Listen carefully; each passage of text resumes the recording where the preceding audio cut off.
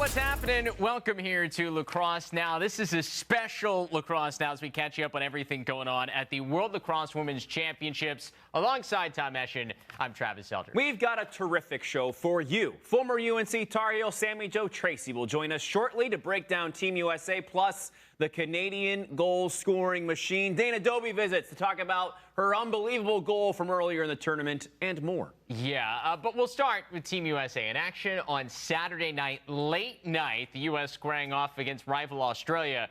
Remember, the Aussies, the only country to win a Women's World Championship on U.S. soil, winning gold both times the U.S. has hosted the event. The U.S., though, dominant on Saturday evening. Let's call it Lax after dark, if you will. 10 p.m. and later than that, this game started thanks to some lightning. They got the game in. Jenny Levy and Joe Spallina pleased about that. Marie McCool is as well. She got what she needed, maybe that Starbucks coffee that Charlotte North was tweeting about. 1-0 USA. A little bit later, 1-1. Kayla Trainer finds Sam Apuzzo. Watch her cut to the middle on the women up situation. It's 2-1. It was only 2-1 after one. Australia defense playing pretty well in the first, but the second, the floodgates began to open. Apuzzo to Taylor Cummings through the middle. Cummings a goal and 2 assists. Fakes galore there. 3-1 the score. It's 6-1 now. Trainer at X, where she's at her best. She looks for a cutter. Sam Apuzzo is the cutter there. Her second goal. Trainer's third assist on the day. It's 7-1. Later on, still the second quarter, it's McCool once again. Turns on the Jets, beats everybody, including the goalie, her third goal of the game. 8-1 USA. They outscored Australia 8-0 in the second quarter. Later, Charlotte North, she's had a pretty good tournament. She finds McCool again. McCool's fourth of the game. 12-3 USA late in the third. We go to the fourth with 2:05 to go. Kaylee Waters in the free position. Great stop on Georgia Latch. And now we've got a big scramble for the ground ball. Waters gets it taken away. Sarah Mollian will pick it up eventually here. She finds Rebecca Lane. She's wide open. Waters is out of the goal. Waters comes back to the goal. What an incredible hustle play save by Waters. Replays on Lax Sports Net on our Instagram and Twitter and more on top of that. How about a little BTB for a cherry on top of that? Filthy. Right there behind the back. Allie Kennedy, her third goal of the game. She learned that at Stony Brook. 16-5 USA late in the fourth. They go on to win 16-5. The final over Australia. Highlights galore, as you saw there, as there has been all tournament long. McCool 4 goals. Trainer 4 assists to go along with those 2 goals. Everything picked up, of course, in the second quarter for Team USA as they continue to roll in pool play. You mentioned putting on a show, and they put on a show on Friday night against Scotland as well. Some of the best plays we've seen all tournament long. Why don't we just take you through a couple of the good ones? You got Kylie O'Miller going BTB. Then you got the Charlotte North show beginning. This one on the feed from the K-Train trainer to North doing what she does best. How about North on the feed from another former BC Eagle, Sam Apuzzo? The diving goal gets tripped up, doesn't matter. And then this is what Charlotte is known for. That is an absolute snipe from 11 meters out. All these highlights part of a 20-1 win for Team USA over Scotland, unbeaten in pool play. So to talk more about Team USA, we have former North Carolina Tar Heel Sammy Jo Tracy joining us now. Sammy Jo, I just want to start with another former Tar Heel in Kaylee Waters. That save last night was unbelievable. Unreal. That's such a Kaylee Waters move, being all over the field and then being able to sprint and make a spectacular save. I mean, you've obviously watched her throughout her career. Like, where does that rank in saves that you've seen from her? Oh, it's a tough one because she's a human highlight reel, but that's definitely top 10, top 5, because she was on the ground, sprawled out like this, and then was able to, and it was a great low shot. So being able to get a piece of that and deflect it, it's just to me, such a Kaylee Waters move. I think we kind of sometimes forget the athleticism of some of these goalies because, like, they're not moving. They're not a midfield. They're not running up and down. Like, they're stuck in the crease. But the athleticism to make that move, and I think the way Team USA plays with the ride and they expect this from their goalies. What have you seen, like athleticism that you see here in making that play? I think that's the standard for U.S. goalies, is to be extremely athletic, and if need be, you could get on the field as well. So I think she's extremely fast and strong, and one of the best athletes that I've seen at my day in Carolina. So that's what they expect to be at U.S. level. Obviously, Team USA has done what we've expected them to do so far. They're still undefeated in this tournament as they look ahead to the showdown with England on the 4th of July. What has impressed you the most about what you've seen from this team?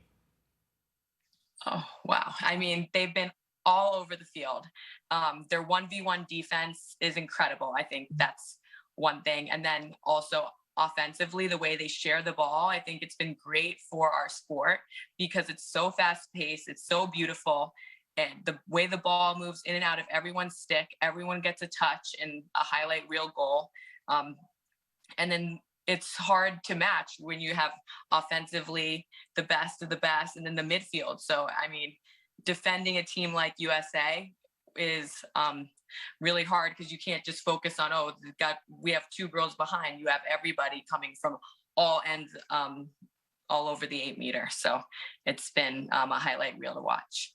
Yeah, I'm glad you mentioned the defense because I feel like against Canada, the defense is stacked with some of the best individual defenders I think we have in the women's game today on that roster. But I think against Canada, there was maybe they got us a bit. And I felt like maybe last night against Australia, the next big test, they kind of were like, wait a minute, we're locking this thing down. We're going to showcase that we are one of the best defenses in the world. Yeah, they're extremely athletic. They are so fast. They move the ball so well, and they help really push that transition. I think the ability to do like a 10-man ride, it's like, where do you begin? And so I think we as attackers, you love slide packages and trying to make them move, but it's hard to, beat any one of these girls one-on-one. So I think that's where other teams are having trouble getting to the cage.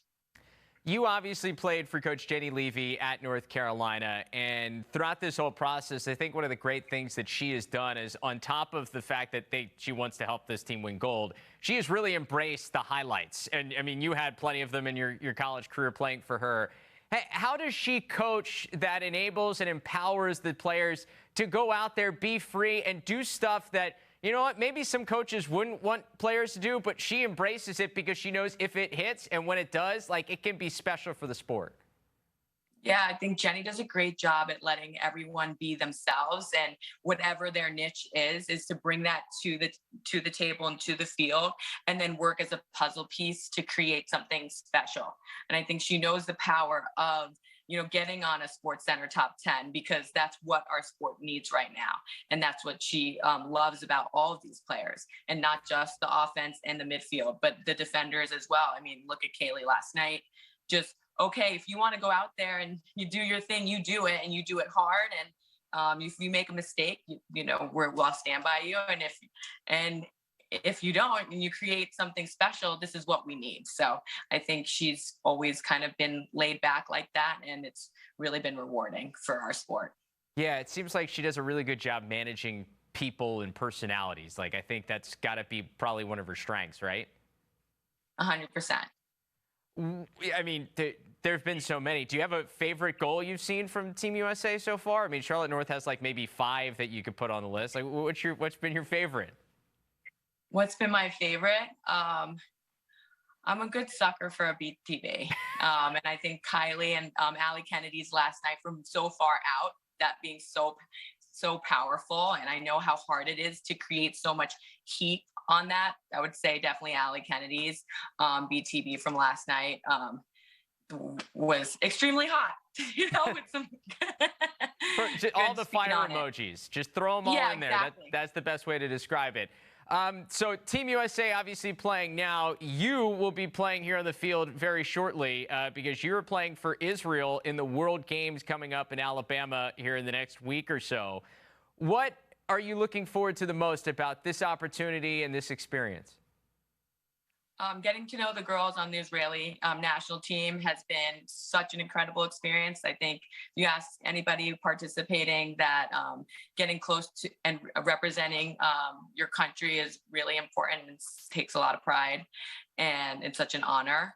I'm really excited to play sixes. I think it's super fast. I love how it's continuous, and you're really able to be creative, especially with the smaller numbers on the field. So I think that's probably something I'm really excited for, mostly like the style of play. Yeah, how much have you gotten a chance to really dive into sixes, and what's been your experience so far?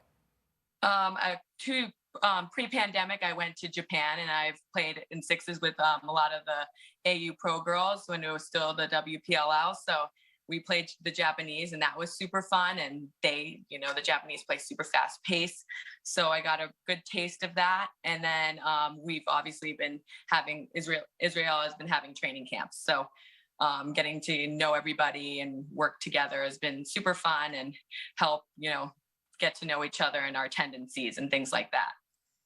Knowing what the hope is for the sport through the World Games experience and trying to continue to expand the growth of it and hopefully one day have this game played in the Olympics, how does that kind of set up your expectation and you maybe a little bit of the pressure you put on yourself to want to have a really put on a really good show here in Alabama coming up? Yeah, I think I've really, been super focused on my health and like my sleep and my mentality, because it is more than just like me going out there and playing well. It's more about like our sport and what we're doing, and the time that we put on to making it grow and more well known around the world. So definitely bigger than just the sport here. Yeah, and it's going to be really cool to see everybody play sixes in this format where there's something at stake. This is really the first time we've seen something at stake in this format. So we can't wait to see you compete with Israel, and can't wait to see how the World Games play out.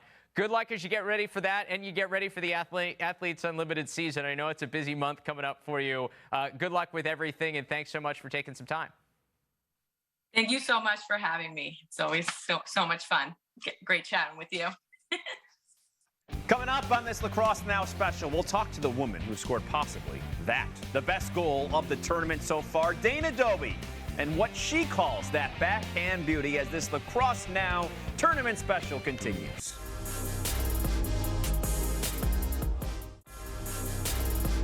Let's take a look at the schedule in Pool A as we play in the group stage. Starts to finish up.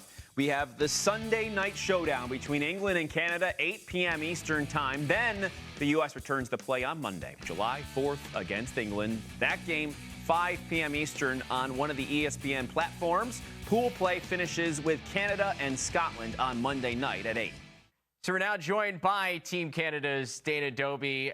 Dana, I just turned 33, and so seeing you do this in your later 30s makes me feel good, because I'm going to be honest, I feel like I'm in the best shape of my life. So where do you feel? Like, where's your game at as you continue to tear up the world stage here even later in your career? Yeah, I guess I'm in the best shape I'll probably ever be again. So I've got no complaints over there. And honestly, I didn't really realize the age gap that I actually had until people continue to talk about it and talk about it on national TV. But, it really is just a number, and you're as young as you want to be. And I'll hold on to that for as long as I can.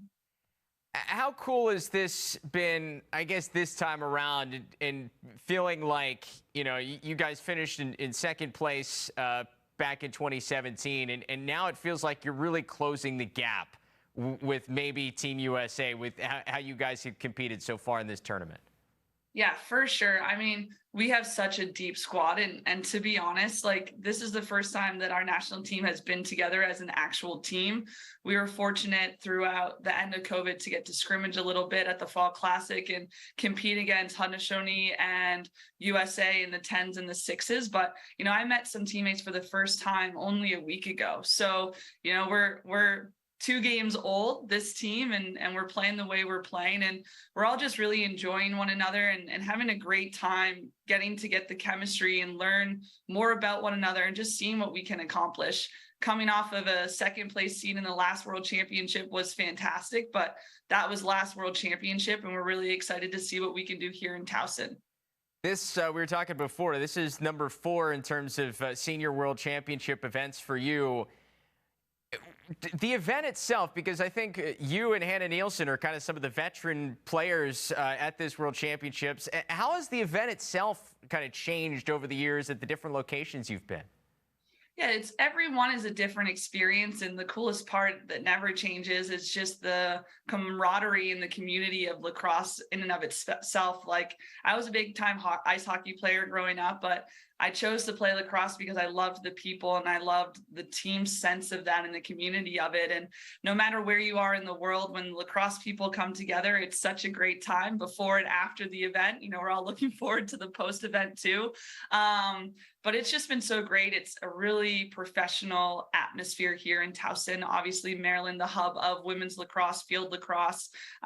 It's a great heartbeat of the lacrosse community here in the U.S. and North America. So it's a fantastic venue, a great place for us to play, and to have 30 nations and over 550 athletes here playing this sport. You know, the vibe is off the charts. You speak of coming together, and I can't believe it took me this long to get to this. I think all of the lacrosse world can come together. The fact that your goal you scored against the U.S. is one of the best things I think I've ever seen. What do you call that? Well, I grew up, we called it a flip shot at the University of Maryland, and I guess it's called the Twizzler or something. And I have to give Allie Jimerson all the credit on this goal. The defense won for kickstarting the transition, but I was in the middle of the A telling Allie, like, no, don't pass me the ball. Don't pass me the ball. You take it, take the ISO. And all of a sudden the ball's coming towards me, and it was one of those like, oh crap moments. So I was like, let me just turn and rip it. And I thought I was like 5 feet from the goal. I didn't realize I was as far out. So yeah, I guess when you play long enough, you get a little lucky here and there. So I'll take it.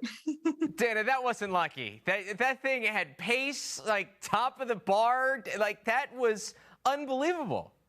Oh, thank you. No, I'll take it. It was a lot of fun. It was a lot of fun out there. That was a great game. 2 great teams going at it, and I really hope we get the opportunity to see them again. I mean, based on that, like, what's the coolest goal you've scored?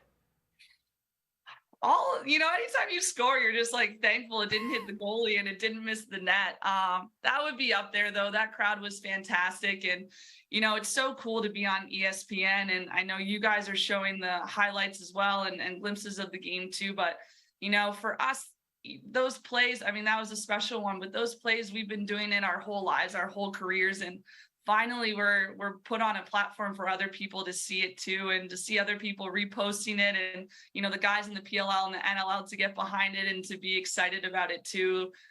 It just really shows how people are really starting to treat women's sports and finally watch it. So it was really exciting, no doubt. We talk about the evolution of this tournament, but I feel like there's been an evolution of the women's game and the elite talent that you guys have continued to put on the field here over your career here with Team Canada. What's been the difference here and the step forward I feel like it's taken? Because you think back to that 2015 U19 when Canada knocked off Team USA and won gold, and I think that was a big moment. And I think this has been a big moment because you got young players and old, and it's melded together to create quite the team that you guys have. Yeah, even when you mentioned that 2015 gold medal team, like, I get chills. I can remember being at the Jersey Shore, and all my friends were at the beach, and I was back streaming the game and watching and getting to see it live. And I can remember every play in that gold medal game, and to get to play with some of those girls on this team now. Team Canada really started to take our national team seriously when they started to fully fund us. And there's not many teams here at this World Championship that are fully funded. And that makes a huge difference. So, we're really pushing this Olympic 2028 kind of campaign and ensuring that if we can get that next step, that other countries here at this World Championship will start investing in their national teams too. But, that was a big part of it. And getting to get as many players come play collegiately here in the US, where we can practice every single day in the best facilities, having the best coaches, trainers, support staff, it makes a huge difference. So even in my suite here at Towson, you know, I'm the oldest on the team, and I'm rooming up with one of the youngest on the team with Jillian, who's about to go to Hopkins. So just to kind of see the evolution of that and where we're all playing across the NCAA, it's made a huge impact on our skill and our success. And I really put a lot of thanks and the help comes to that funding. It's a massive piece to the puzzle. You're rooming with the soon-to-be Blue Jay. Is there trash talk going on there? There's a rivalry there. Oh, you know there is. You know there is. I told her, yeah, that's like, you know, that's a curse word on our campus, and we're a curse word on her campus. But, you know, it's so funny. Right now, we're all red and white, so it's fine. That's for sure. I noticed the orange shirt you have on, and I know that this has been a big thing with Team Canada. Tell people about what you guys are trying to continue to do in trying to raise awareness within the world, not even just there in Canada. Yeah, and I really appreciate you asking that question. You know, to be Canadian and to be patriotic these days, it really has changed for us. And getting to play on Canada was a great opportunity for us to support something that needs to be mentioned continuously on a day-to-day basis. You know, this game of lacrosse was gifted to us by the Haudenosaunee people, the people of the Longhouse, and it really is a gift. And we go out there every day getting to play with that in mind. And, you know, there's a lot of sadness and a lot of horrific things that happened when our country started, when all of these poor Indigenous children were taken from their homes and put in these residential schools, and they weren't able to speak their native tongue.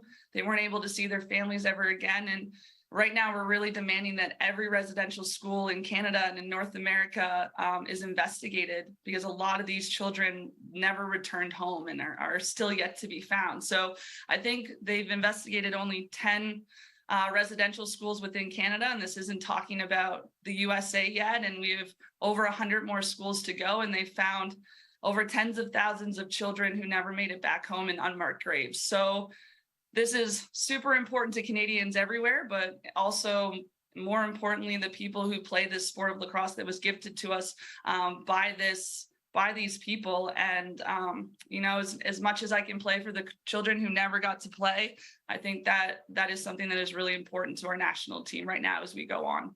And I think it's so cool to see you guys use the platform that you guys have been given, whether it's ESPN and TSN, to continue to spread that message. That's really, really cool. On the field here now, the rest of the tournament, where are you guys in terms of what you felt like you did in night one against Team USA, and where you hope to be, hopefully, when you get to the knockout stages of this tournament? Hopefully.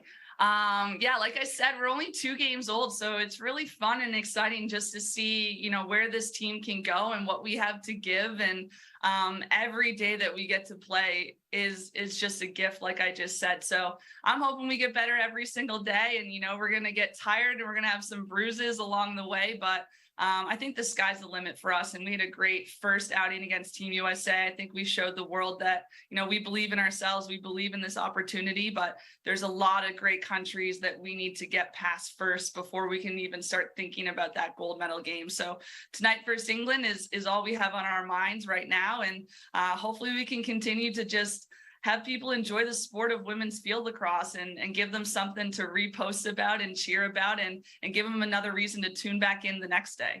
Well, and then just keep locked and loaded on Dana's Instagram account for more TikToks coming our way. You guys got a new one coming out today?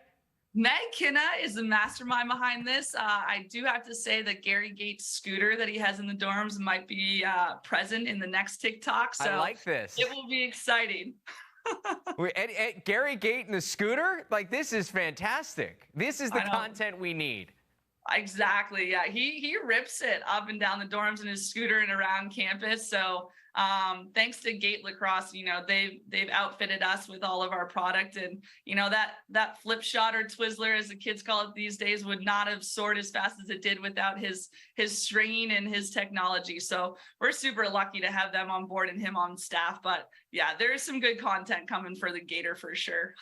There we go. Well, Dana, we've had so much fun watching you compete in this tournament so far. Good luck the rest of the way. Thanks so much for the time, and we'll talk soon. All right. Thank everybody, and go Canada.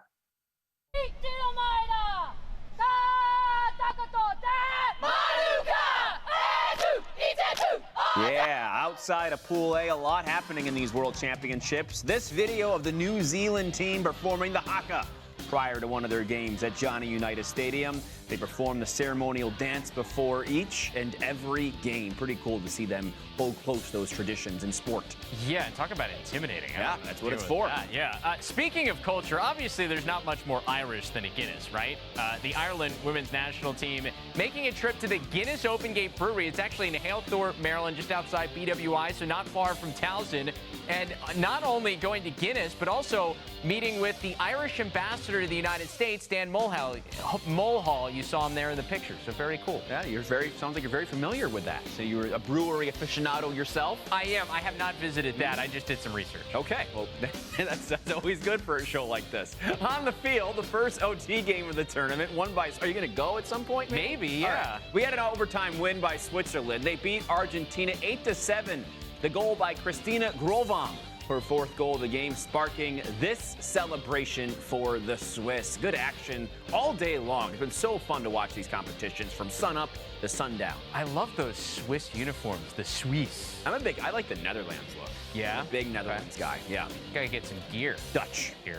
So obviously, I hope you've been following along with us. We've been posting highlights and analysis and commentary over the course of the tournament. We will continue to do that as pool play wraps up here early this week, and then we'll get into the round of 16 and so on and so forth here for all these teams. Really important games being had, one all the way on down. Including on July 4th. Rematch is 1776, the United States and England. So make sure you tune in for that. Should be a good game too. I mean, England team. Legit. I mean, I don't want to oversell it or say, USA, we know they've got talent, but England, we talked to Megan Whittle. They are hungry and confident too. A nice, quiet confidence about that club. Yeah, so keep an eye on that game. That may be the best game of pool play so far. We saw Canada give the U.S. the test, but this one, legit. Yeah. So enjoy that. And we will be with you. We'll talk with you here later this week, continue to cover this tournament. But for now, he's Tom. I'm Travis. We'll see you.